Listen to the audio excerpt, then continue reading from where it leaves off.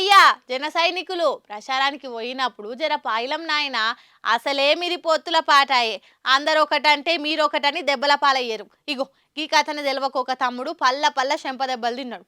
పాపం బాలయ్య బాబన్న కొంచెం మెల్లగా కొడతాడు కానీ ఈసారి మాత్రం ఎర్రగా కమిలిపోయేటట్టే కొట్టిండట. పాపం కదా. ఈ ఎలక్షన్లకి వారెత్తు పోరగాల చెంపలు వలిపోయే కాలం వచ్చే వీళ్ళకేమో ఎలక్షన్ అనగానే పానం లేచొస్తుంది. తిండి తిప్పలు కూడా మర్చిపోయి ప్రచారంలో తిరుగుతుంటారు. అట్లా తిరిగితే ఎవరేమిస్తారో వాళ్ళకే తెలుసు కానీ ఉల్టా మీదకెళ్ళి దెబ్బలు తినే పరిస్థితి వస్తుందట.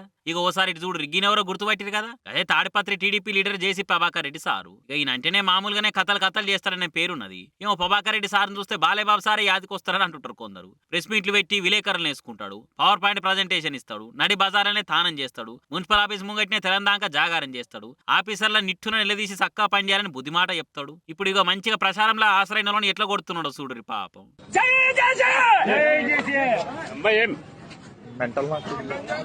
టీడీపీతో పొత్తుందిగా గిలాస పార్టీ వాళ్ళకు వాళ్ళు ఎంతసేపు ఉన్న పవన్ కళ్యాణం సార్నే పెబ్బా అనుకుంటారు కానీ చంద్రాల సార్నో లేక ఇంకో టీడీపీ లీడర్నో బాస్ అనుకోరు కదా. అందుకే పొత్తు కుదిరినప్పటి సంది టీడీపీలతో అంటి ముట్టనట్టే ఉంటున్నారట. అందుకే టీడీపీ కార్యకర్తలు జై చంద్రబాబు జై టీడీపీ అని నినాదాలు చేస్తుంటే గిలాస గుర్తులేమో జై పవన్ జై జనసేన అని నినాదాలు చేస్తున్నారు. ఈ నినాదాలంటే ఎంత కోపం వచ్చిందో ఏమో కానీ జేసీ ప్రభాకర్ రెడ్డి సార్ జనసేన కార్యకర్తలను చెట్ట చెంపల మీదకెళ్ళి వేసిందట.